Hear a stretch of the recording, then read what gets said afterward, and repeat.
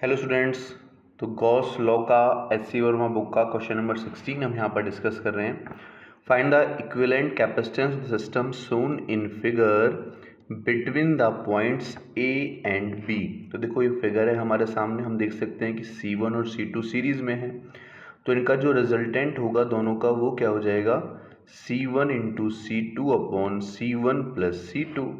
Similarly ये दोनों भी सीरीज में है तो इन दोनों का भी क्या हो जाएगा, C1 into C2 upon C1 plus C2।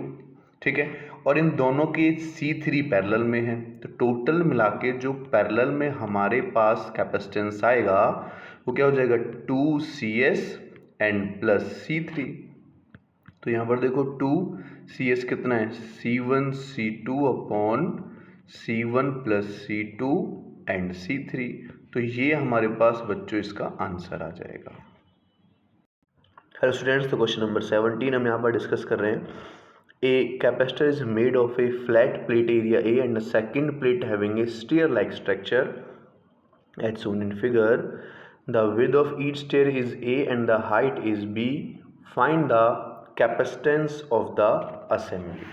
तो देखो ये हमें यहाँ पर इस नीचे वाली प्लेट है ये दे रखी है और इसका जो एरिया है वो हमें दे रखा है A। ये वाली प्लेट बनेगी यहाँ पर, एक प्लेट यहाँ पर बनेगी और एक प्लेट हमारी यहाँ पर बनेगी। तो इन सबका एरिया कितना हो जाएगा बच्चों, इसका भी A/3, इसका भी A/3 और इसका भी A/3। तो तीन प्लेट बनेंगे तो तीन कैपेसिटर भी बनेंगे। तो इस वाले को मैं पॉइंट, इस प्लेट को A और इसको मैं पॉइंट को B यहाँ से नेम दे देता हूँ। तो अगर मैं इसका रीस्ट्रक्चर ड्रॉ करूँ तो रीस्ट्रक्चर कुछ इस टाइप से बनेगा बच्चों। ये दो पैरेलल प्लेट्स के यानी तीन जो है कैपेसिटर वो पैरेलल में हमारे पास आ जाएंगे।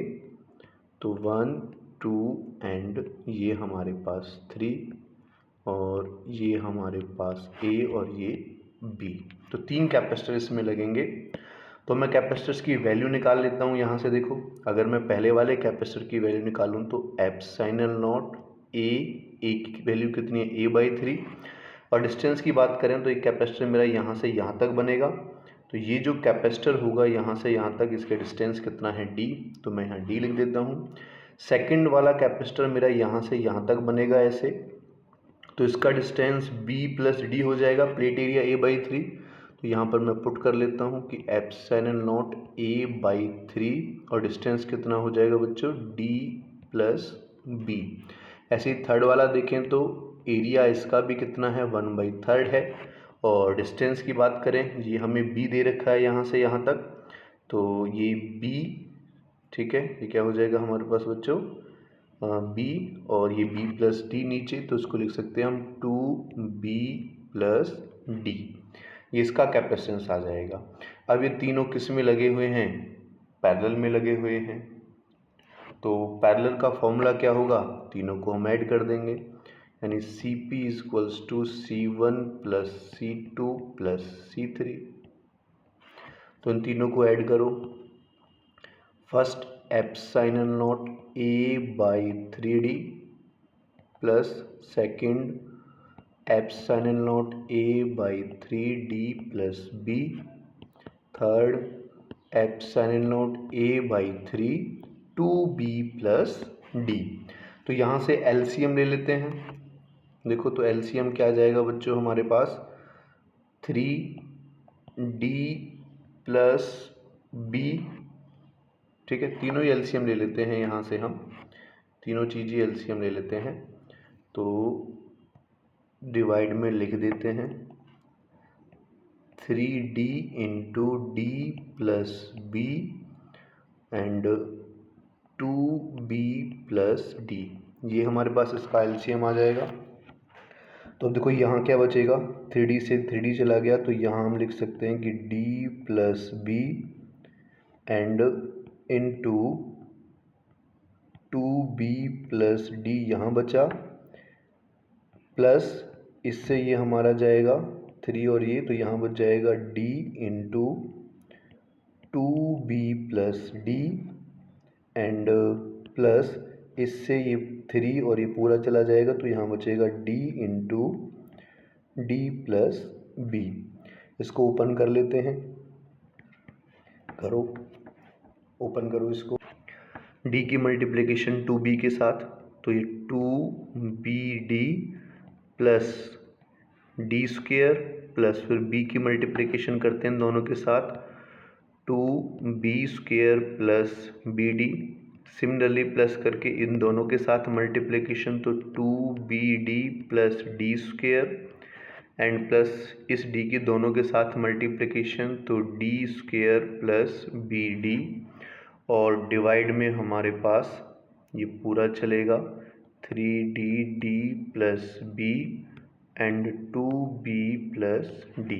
तो यहाँ से देखो जो इसका रिजल्ट है मैं सॉल्व करूँ, 2bd 3bd 5bd and 6bd। तो 6 तो हमारे पास bd आ गया plus 1d square 2d square 3d square, तो 3d स्क्वेयर हो गया, तो बचा क्या 2b स्क्वेयर बचा, तो प्लस का 2b स्क्वेयर हो गया and divided by 3d into D plus B into 2b plus D. ये मेरे पास इसका रिजल्टेंट कैपेसिटेंस निकल कर आ गया बच्चों। क्वेश्चन नंबर 18 हम यहाँ पर डिस्कस कर रहे हैं। A cylindrical capacitor is constructed using two coaxial cylinders of the same length 10 cm and of radii 2 mm and 4 mm. Calculate the capacitance. Capacitance निकालना है। And B part में another capacitors of the same length is constructed with cylinders of radii 4 mm and 8 mm. Calculate the capacitance. Okay. तो ये क्या कह रहा है बच्चों कि एक हमारे पास सिलेंडर है, क्या कह सकते हैं कि सिलेंड्रिकल कैपेसिटर है, वो दो सिलेंड्रिकल प्लेट से मिलके बना हुआ है। तो एक प्लेट हमारे पास, एक सिलेंड्रिकल प्लेट ये हो जाएगी और दूसरी इसके अंदर हो जाएगी यहाँ पर। तो सिलेंड्रिकल कैपेसिटर बन गया। सिलेंड्रिकल कैपेसिटर का कैपेसिटेंस निकालने का फॉर्मूला हमारे पास होता है 2 pi epsilon not L divided by natural log R2 by R1। इसमें हम वैल्यूज पुट कर देते हैं।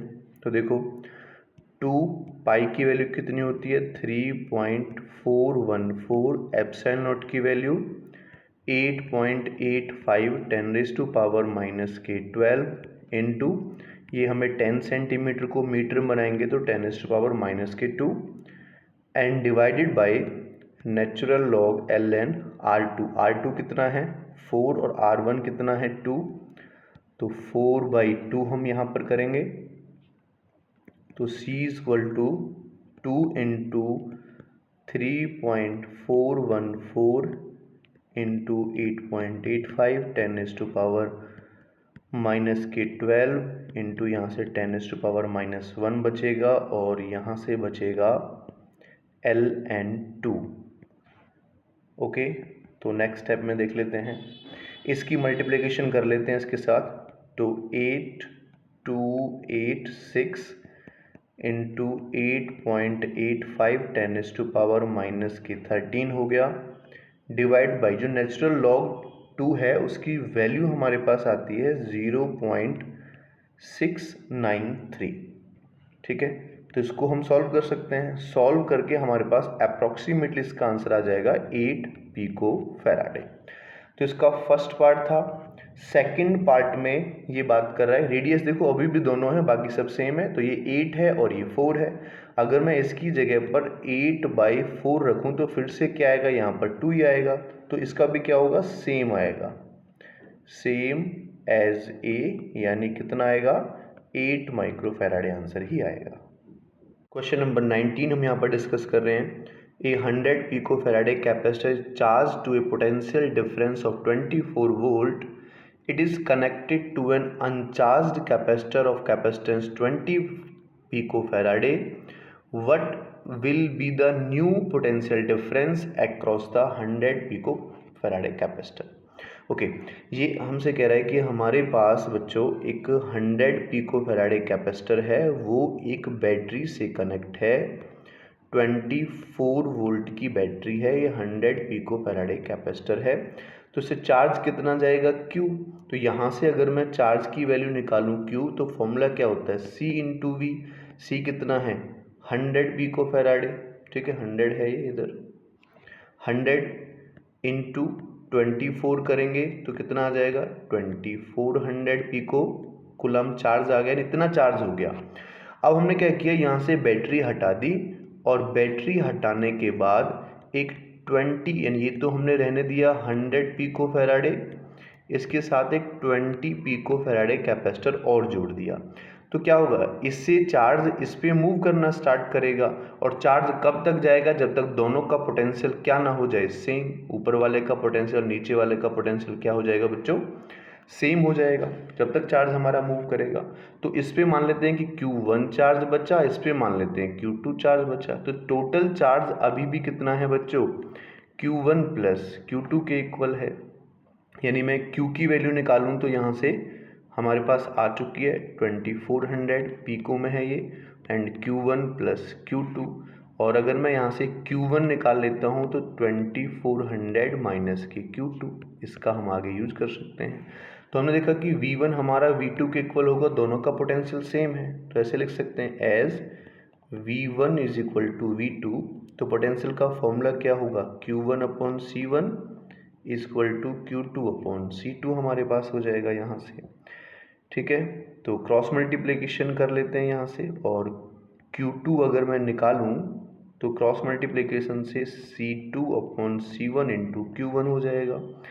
C2 की वैल्यू कितनी है 20 है, C1 की वैल्यू कितनी है 100 है, और Q1 की वैल्यू कितनी है, Q1 की वैल्यू यहाँ से हम पुट कर सकते हैं 2400 माइनस के Q2। सॉल्व करो, इससे 5 बार कैंसल आउट हुआ, 5 से Q2 की वैल्यू आई है तो 5 की क्रॉस मल्टीप्लिकेशन इसके साथ हो जाएगी, तो 5Q2 is equal to 2400 minus के Q2 हो जाएगा।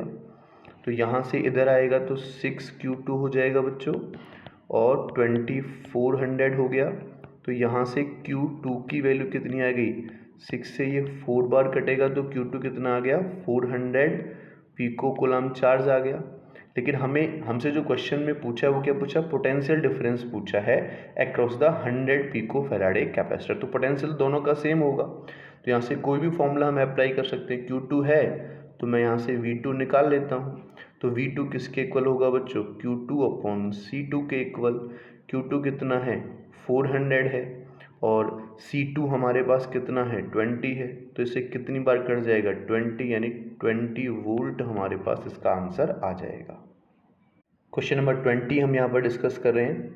Each capacitor shown in figure has a capacitance of 5 microfaraday. The EMF of the battery is 50 volt. How much charge will flow through AB if the switch S is closed? Okay, ये भी हमारे पास बच्चों 5 माइक्रोफैराडे दे रखा है, और ये भी हमें 5 माइक्रोफैराडे दे रखा है, और ये भी 5 माइक्रोफैराडे दे रखा है। तो ये और ये दोनों पैरेलल में है, तो पैरेलल के बाद टोटल कैपेसिटेंस कितना हो जाएगा 10 माइक्रोफैराडे, और इसके साथ सीरीज में, तो सीरीज करके जो टोटल हमारे पास, और ये हमें दे रखा है 50 वोल्ट, सीरीज में कितना हो जाएगा 10 इंटू 5 एंड 10 प्लस 5, यानी ये हो गया 50/15, ठीक है। तो 5 से ये 10 और ये 3, यानी 10/3 माइक्रोफैराडे टोटल सीरीज में कैपेसिटेंस आ गया। चार्ज की बात करें कि कितना चार्ज हमारे पास जा रहा है, तो charge equal to C into V. तो टोटल C कितना आया 10/3 और V कितना है 50, यानी टोटल चार्ज जो इस बैटरी से यहाँ से निकला इस वाले केस में वो मुझे मिला 500/3 माइक्रो कूलम। अब क्वेश्चन में कहता है कि ये स्विच क्लोज कर दिया, स्विच क्लोज करेंगे तो चार्ज हमारा यहाँ से जाना पसंद करेगा, यानी इसकी कोई वैल्यू नहीं रहेगी। तो अगर मैं यहाँ से केस सेकंड देख लेता हूँ, ये केस फर्स्ट हो गया हमारे पास, तो केस सेकंड देखेंगे तो इसकी कोई वैल्यू नहीं है। तो पैरेलल में करने के बाद हम दोनों का कितना आएगा बच्चों 10 माइक्रोफैराडे, और वोल्टेज कितनी आई 50 वोल्ट आई। तो अब जो चार्ज यहाँ से जाएगा AB से, वो चार्ज कितना जाएगा, इसको Q1 इसको Q2 कह देते हैं, तो C इंटू वी यानी 10 इंटू 50, तो कितना हो गया 500 माइक्रो कूलम चार्ज अब यहाँ से जाएगा। अब देखो कैपेसिटर पर जो एक बार चार्ज स्टोर हो जाता है तो फिर चार्ज मूव नहीं करता है, तो पहले कैपेसिटर पे इतना चार्ज स्टोर हो गया, अब जो बैटरी से निकलेगा इतना चार्ज निकलेगा, तो जो चार्ज अब ए बी से मूव करेगा, charge move through A B वो कितना हो जाएगा बच्चों Q2 माइनस के Q1। एक बार यहाँ से जो पहले चार्ज निकला था वो कैपेसिटर्स में स्टोर हो गया, और यानी अब उसके बाद तो कैपेसिटर डीसी को ब्लॉक कर देते हैं, उसके बाद तो चार्ज हमारा मूव करेगा नहीं। अब जैसे ही हमने इसको हटाया यहाँ से, यानी इसको हमने शॉर्ट सर्किट किया, तो यहाँ से फिर से चार्ज आएगा, तो कितना चार्ज जाएगा, क्योंकि पहले तो चला गया, कितना चार्ज जाएगा, वो जाएगा Q2 माइनस के Q1, यानी 500 माइनस के 500/3, तो हम कह सकते हैं 2/3 टाइम्स ऑफ 500 माइक्रो कूलम। और इसको हम सॉल्व कर सकते हैं, सॉल्व करने के बाद 3.3 × 10⁻⁻⁴ कूलम हमारा आंसर आ जाएगा।